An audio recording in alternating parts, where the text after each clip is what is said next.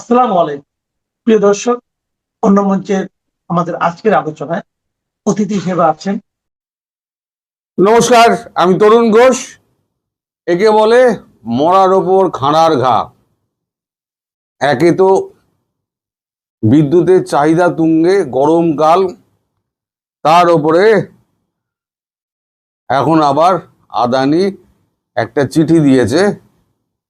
সেই চিঠিটাতে আলটিমেটাম দেওয়া হয়েছে তাড়াতাড়ি বকেয়া মেটানোর জন্য। আমাদের কাগজে বেরোয়নি, কিন্তু আপনাদের কাগজে বেরিয়েছে, প্রথম আলোতে বেরিয়েছে। দেখুন, ভালো করে পড়ে দেখুন। বলতে পারবেন না যে আমাদের ভুলভাল খবর আমরা ছাপি। যা খবরটা আমার কাছে পরে এসছে, সর্বোচ্চ বিদ্যুৎ চাহিদার মৌসুমে জ্বালানির অভাবে প্রয়োজন মতো উৎপাদন করা যাচ্ছে না। ঘাটতি মেটাতে নিয়মিত লোডশেডিং করতে হচ্ছে। এর মধ্যে বকেয়া বিল দ্রুত পরিশোধের তাগাদা দিয়ে সরকারকে চিঠি দিয়েছে ভারতীয় কোম্পানি আদানি। বকেয়া শোধ না হলে নিরবিচ্ছিন্ন বিদ্যুৎ সরবরাহ ব্যাহত হওয়ার ঝুঁকি তৈরি হতে পারে বলে চিঠিতে জানানো হয়েছে। বিদ্যুৎ ও জ্বালানি খনিজ সম্পদ মন্ত্রী ইকবাল হাসান মাহমুদ বরাবর পাঠানো চিঠিতে তারিখ লেখা আছে 17 এপ্রিল, তবে চিঠিতে 19 এপ্রিল মন্ত্রণালয়ে পৌঁছেছে বলে জানিয়েছেন দায়িত্বশীল একটি সূত্র। সতর্ক করে বলা হয়, বিল পরিশোধে দেরির কারণে প্রকল্পের অর্থ প্রবাহে ঘাটতি তৈরি হয়েছে। জ্বালানি কিনে উৎপাদন ধরে রাখা কঠিন হচ্ছে। তাই সময় মতো বিল পরিশোধ না হলে আংশিক বা পুরোপুরি বিদ্যুৎ বন্ধের সরবরাহের ঝুঁকি থেকে যাচ্ছে। 2017 সালে আদানি পাওয়ার লিমিটেডের সঙ্গে বিদ্যুৎ ক্রয় চুক্তি করে বাংলাদেশ বিদ্যুৎ উন্নয়ন বোর্ড বিডিবি। চুক্তি অনুসারে আদানির কেন্দ্র থেকে 25 বছর ধরে বিদ্যুৎ কিনবে বাংলাদেশ। পিডিবি সূত্রে বলা হয়েছে, বর্তমানে 1,500 মেগাওয়াটের মতো বিদ্যুৎ সরবরাহ করছে আদানি কেন্দ্রটি।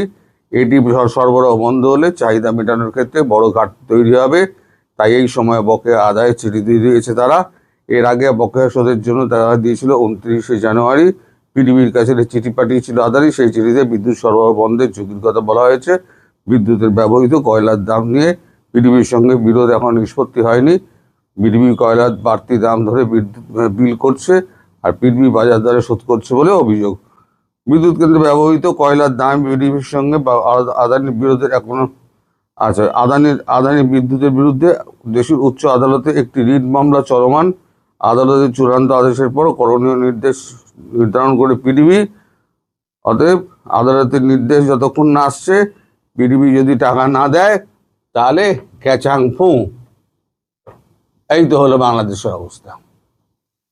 তো এই যে যখন আপনারা ক্ষমতায় এলেন, ক্ষমতায় আসার আগে আপনারা যে বাতেলা ফাতেলাগুলো করেছিলেন, যে ভারতের কাছে আওয়ামী লীগ সরকার বাংলাদেশকে বন্ধক দিয়ে দিয়েছে, করদ রাজ্য না কি বলে, তাতে পরিণত করে দিয়েছে। তা আপনারা তো এলেন দুটো সরকার। প্রথমে ইউনূসের সরকার, সে বৈধ হোক অবৈধ হোক সে নিয়ে বিতর্ক থাকতে পারে। তারপরে এলেন আপনাদের ওই স্বনির্বাচিত অঘোষিত সংসদীয় গণতান্ত্রিক সরকার। তো সেই সরকারও তো এখন 2 মাস ধরে বিদ্যুৎ নিয়ে যাচ্ছে। ওই চুক্তিটা তো করলেন না, আবার চলে গেলেন আদালতে। তা যখন কেউ কোর্ট দেখায়, ধরুন কারোর সঙ্গে কারোর বিবাদ হচ্ছে, out of the court settlement হয় সব থেকে ভালো।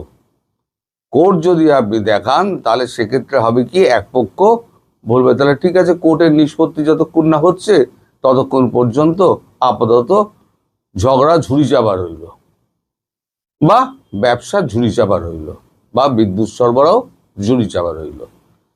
এখন এই বকেয়া বিলটার জন্য এই যে টাকাটা দিতে একটা চূড়ান্ত নোটিশ পাঠানো হয়েছে, সেই চূড়ান্ত নোটিশ যদি আপনারা টাকা না দিতে পারেন, বাংলাদেশ সরকার যদি টাকা না দিতে পারে, তারক রহমান সরকার টাকা না দিতে পারে, তাহলে পরে বিদ্যুৎ বিচ্ছিন্ন হওয়াটা খুব একটা মানে দূরে নয়, এটুকু বলতে পারি।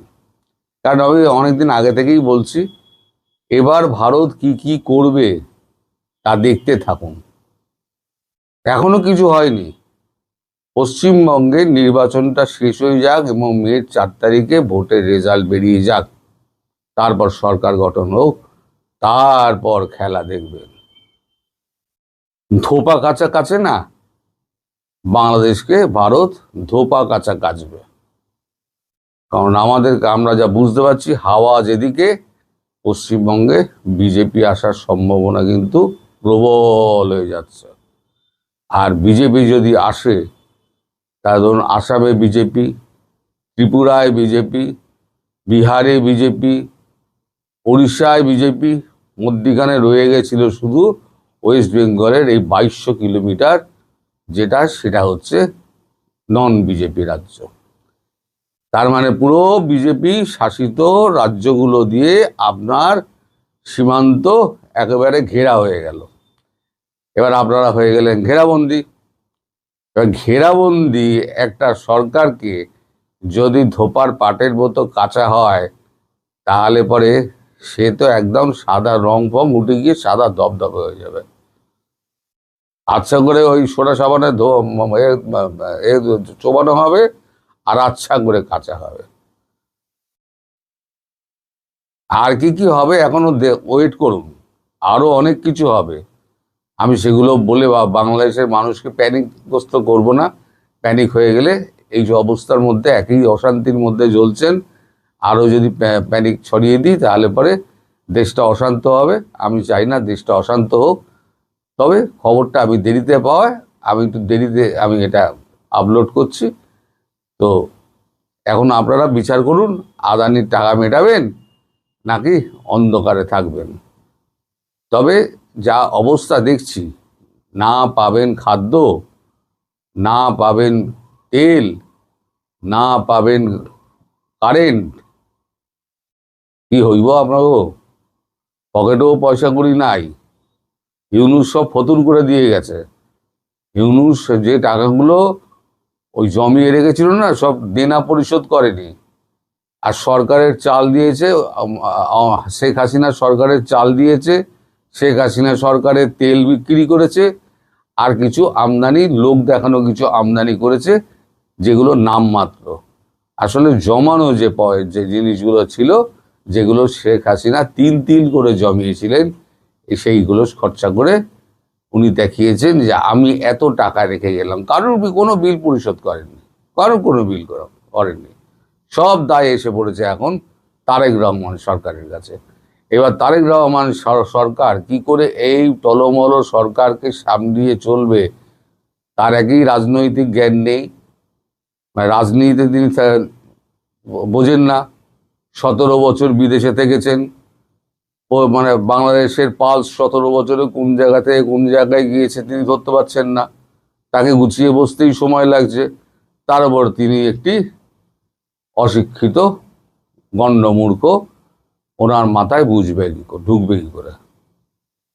এখন আপনারা নিজেরা ভেবে দেখুন, এই যে তারেক রহমান সরকার কতদিন এই সরকারের গদিতে বসে থাকবে। আমি অনেকদিন আগে বলেছিলাম, ভারত এমন অবস্থার সৃষ্টি করবে যে তারেক রহমান প্লেন ধরে সোজা আবার লন্ডন চলে যাবেন। তিনি কিন্তু এই দেশে বেশি দিন থাকতে পারবেন না, সরকার প্রধানও থাকতে পারবেন না। আরও একটা কথাই বলেছিলাম যে ঝ্যাঁটা জুতো নিয়ে পাবলিক কিন্তু এই সরকারের মন্ত্রীদের ওই নেপালের মতো তাড়া করবে। নেপালের মন্ত্রীরা নয়, ভারতবর্ষে আশ্রয় নিয়েছিলেন। কেউ দিল্লিতে, কেউ সিকিমে আশ্রয় নিয়েছিলেন। শ্রীলঙ্কার মন্ত্রীরা ভারতবর্ষে আশ্রয় নিয়েছিলেন। আপনারা কোথায় যাবেন? আপনাদের একজনকেও তো রাখা হবে না। বিশেষ করে সালাউদ্দিন, ওটা মহা বদমাস, দুষ্ট লোক। ওই দুষ্ট লোকটা ভারতে থেকে এখানে মোৎসব করতো, আর ওখানে গিয়ে ভারতের পশ্চাৎ দেশে বাঁশ দেওয়ার জন্য যত রকম কাজ করছে, তত রকমই কাজ করে যাচ্ছে। কালকে আমি আপনাদের সঙ্গে কথা বলবো যে কেন শেখ হাসিনাকে তাড়াতাড়ি ভারত ফেরত পাঠাতে চাইছে। এখানে কিছু শঙ্কা, কিছু আশঙ্কার ব্যাপার রয়েছে। সুপ্রিয় দর্শক, সাজ্জাদ কাদিরের শুভেচ্ছা নিন। দর্শক, আপনি যে দল করেন, যে মত করেন, আপনি যদি সত্যিকার অর্থে এই মুহূর্তে বাংলাদেশের একজন বিবেকবান মানুষ হন, তাহলে আপনি বলতে বাধ্য হবেন, আমি বলছি যে দেশের এই সংকটকালে বিএনপি এখন শাসক দল হিসেবে আবির্ভূত হয়েছে।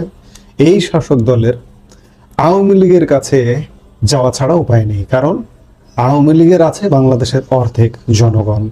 এই জনগণকে নিয়ে, সবাইকে নিয়ে যদি আজকে এই পরিস্থিতি বিএনপি মোকাবেলা না করে, তাহলে বিএনপির কপালে দুঃখ আছে। শুধু দুঃখ বলে একটা দাড়ি দিয়ে বা একটা ফুল স্টপ দিলে হবে না, দুঃখটা ভয়াবহ রূপ ধারণ করতে পারে। এগুলো আমরা বলছি, আমরা ফিল করছি। আন্তর্জাতিক বিভিন্ন সংস্থাও এই কথাগুলো বলবার চেষ্টা করছে। আজকে খুব ভোরবেলা বাংলাদেশ নিয়ে আন্তর্জাতিক ক্রাইসিস গ্রুপ আইসিজির একটি প্রতিবেদনে এমনটাই বলা হয়েছে। ক্রাইসিস গ্রুপ আজ বৃহস্পতিবার ভোরে বাংলাদেশের নতুন সরকার কাজে নেমে পড়েছে শীর্ষক প্রতিবেদনটি প্রকাশ করেছে। ইন্টারন্যাশনাল ক্রাইসিস গ্রুপ একটি অলাভজনক বৈশ্বিক বেসরকারি নীতি গবেষণা প্রতিষ্ঠান। এর সদর দপ্তর বেলজিয়ামের ব্রাসেলসে। আমরা বলতেই পারি যে বাংলাদেশের রাজনীতিতে এক অভাবনীয় মোড় আসতে চলেছে। আন্তর্জাতিক ক্রাইসিস গ্রুপ বা আইসিজির এই প্রতিবেদনে উঠে এসেছে চাঞ্চল্যকর বিশ্লেষণ। গত 12 ফেব্রুয়ারি নির্বাচন বাংলাদেশের ইতিহাসের এক বিশাল মাইল ফলক হলেও বিএনপির নেতৃত্বাধীন নতুন সরকারের সামনে পথ কতটা পিচ্ছিল এই প্রতিবেদনে সেটি উঠে এসেছে। এবং কেন বলা হচ্ছে টিকে থাকতে হলে বিএনপিকে হয়তো আওয়ামী লীগের শরণাপন্ন হওয়া বা সমঝোতার পথে হাঁটতেই হবে, এছাড়া কোনো পথ খোলা নেই। আজকের ভিডিওতে আমরা আইসিজির পুরো প্রতিবেদনের আলোকে দেখতে চাই যে আমাদের কথার সাথে আইসিজির কথাটা কতটা মিলছে। ইন্টারন্যাশনাল ক্রাইসিস গ্রুপ তাদের বাংলাদেশের নতুন সরকার কাজে নেমে পড়েছে শীর্ষক প্রতিবেদনে পরিষ্কার বলেছে, 12 ফেব্রুয়ারি নির্বাচন ছিল এই সরকারের জন্য একটি অগ্নি পরীক্ষা। 18 মাসের অন্তর্বর্তীকালীন শাসনের অবসান ঘটিয়ে একটি শান্তিপূর্ণ ভোটের মাধ্যমে নতুন সরকার গঠিত হয়েছে। যদিও সহিংসতা ও বাধার আশঙ্কা ছিল, কিন্তু তারপরেও একটি ভোট অনুষ্ঠিত হয়েছে। আইসিজি বলছে এই সরকারের প্রতি জনগণের শক্তিশালী সমর্থন বা ম্যান্ডেট রয়েছে, তবে প্রশ্ন উঠছে সক্ষমতা নিয়ে। আইসিসি যদিও বলছে এই সরকারের উপর জনগণের শক্তিশালী সমর্থন বা ম্যান্ডেট রয়েছে, ওই অর্থে আমরা কাগজে কলমে কি দেখাচ্ছি, কাগজে কলমে ভোট হয়েছে, ভোটের উপস্থিতি হয়েছে এবং এই সরকারের যে দলটি বিএনপি সেটা বেশ বড় ধরনের একটা সংখ্যাগরিষ্ঠতা পেয়েছে।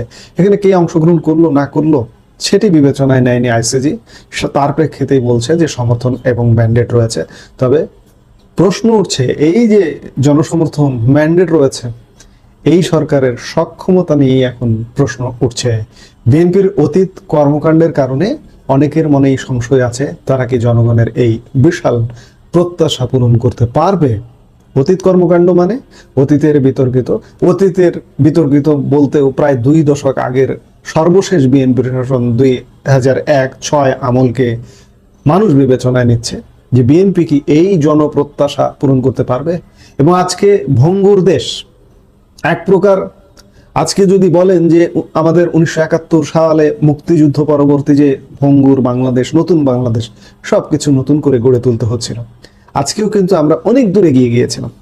এগিয়ে গিয়ে এই যে মাঝখানে যে ইউনূসের শাসনটি, এই শাসনটি আমাদেরকে বহু পিছিয়ে দিয়েছে। এই অর্থে আজকে যদি 72-এর সাথে তুলনা করেন, 72-73-এর সাথে, তার চাইতে কোনো অংশে কম নয়। এই ভঙ্গুর দেশটাকে কি বিএনপি গড়তে পারবে, এটা জনমনের প্রশ্ন এবং আইসিজিও এই প্রশ্নটা তুলছে। এবং শুধু তাই নয়, আন্তর্জাতিক নানা রকম ক্রাইসিস যুক্ত হয়েছে এই সরকার দায়িত্ব নেওয়ার সাথে সাথে। নতুন সরকারের শপথ নেওয়ার 2 সপ্তাহের মধ্যেই শুরু হওয়া ইরান ইসরায়েল যুক্তরাষ্ট্র সংঘাত বাংলাদেশের জন্য মরার উপর খাড়ার ঘা হয়ে দাঁড়িয়েছে।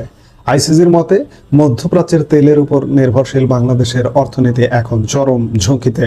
জ্বালানির দাম বৃদ্ধি, বৈদেশিক মুদ্রার রিজার্ভ সংকট এবং মূল্যস্ফীতি নিয়ন্ত্রণ করা হবে বিএনপির জন্য সবচেয়ে বড় পরীক্ষা।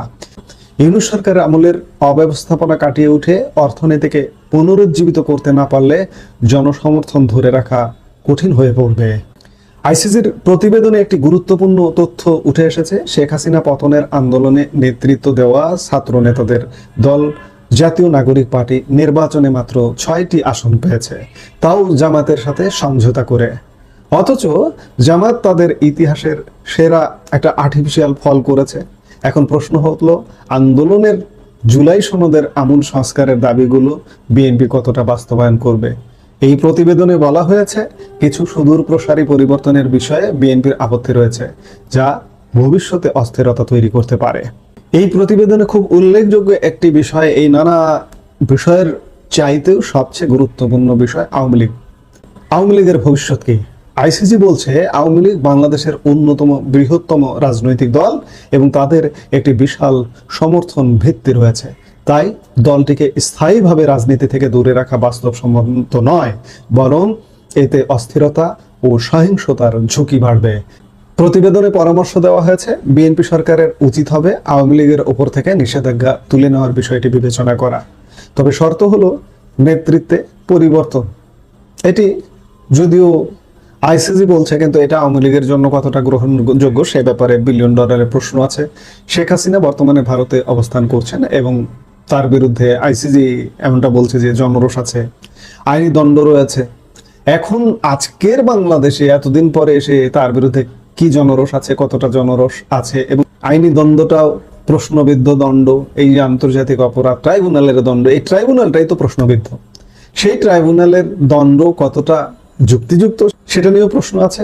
আইসিসি মনে করে যদি শেখ হাসিনার পরিবর্তে সজীব ওয়াজেদ জয় বা অন্য কেউ নেতৃত্বে আসেন এবং দলটি যদি অতীতের ভুলের দায় স্বীকার করে, তবেই তাদের বৈধতা ফিরে পাওয়া সহজ হবে।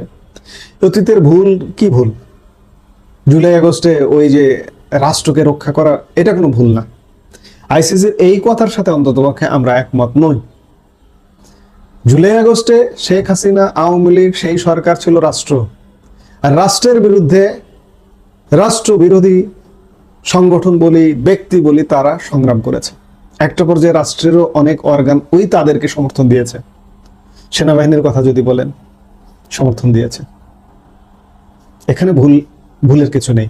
হ্যাঁ, আওয়ামী লীগের 16 বছরের শাসনে যদি কিছু ভুল থাকে সেটার জন্য অবশ্যই ভুল স্বীকার করতে হতে পারে, যে আমরা ভুল করেছি, আমাদের এখানে দুষ্ট লোক এসে দুষ্টুমি করেছে, গুপ্ত জামাত শিবির এসে ঢুকে নানা রকম অপকর্ম করেছে, আমরা বুঝতে পারিনি, ভবিষ্যতে আমরা দেশ চালাবো, এগুলো মাথায় নেই, এগুলো কথা বলতেই পারেন, বলা হতেই পারে। এর বাইরে আইসিসি একটি অত্যন্ত সংবেদনশীল দিকে আঙ্গুল তুলেছে। অন্তর্বর্তীকালীন সময় থেকে শুরু করে এ পর্যন্ত হাজার হাজার আওয়ামী লীগ কর্মীর বিরুদ্ধে অনেক ক্ষেত্রে ভিত্তিহীন মামলা হয়েছে। অনেকে 18 মাসের বেশি সময় ধরে বিনা বিচারে আটকে রাখা হয়েছে। ক্রাইসিস গ্রুপের স্পষ্ট আহ্বান, বিএনপি সরকারকে এই মামলাগুলো পর্যালোচনা করতে হবে। বিচার বিভাগকে যেন রাজনৈতিক প্রতিহিংসার হাতিয়ার না করা হয় তা নিশ্চিত করতে হবে।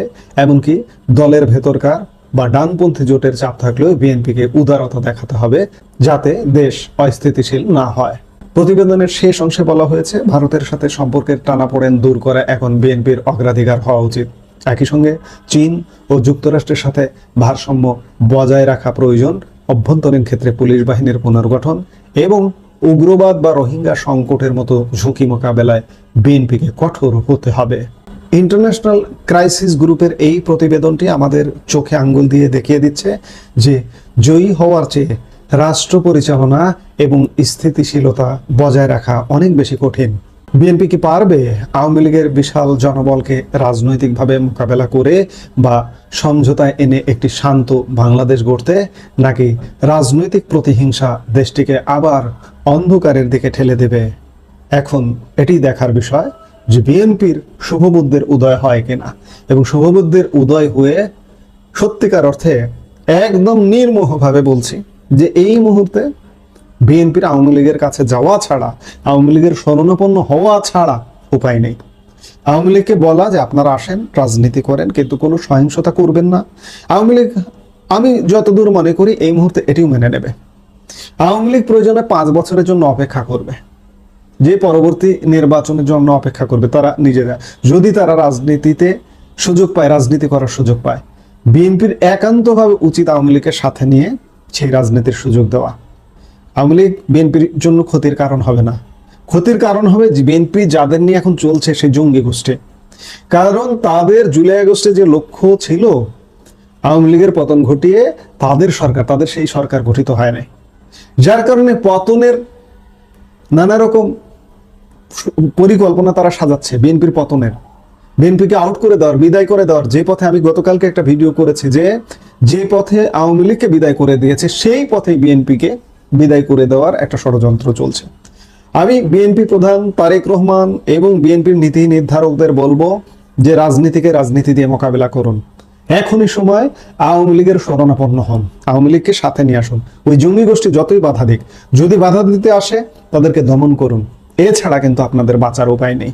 বাঁচতে হলে আওয়ামী লীগকে সাথে নিয়ে বাঁচুন, দেশকে সাথে নিয়ে বাঁচুন। আর যদি মরতে চান আপনারা মরুন, দেশকেও মেরে ফেলবেন। এখন কি করবেন এটি আপনাদের বিষয়। এই মুহূর্তে এ পর্যন্তই। সবাই ভালো থাকুন, সুস্থ থাকুন।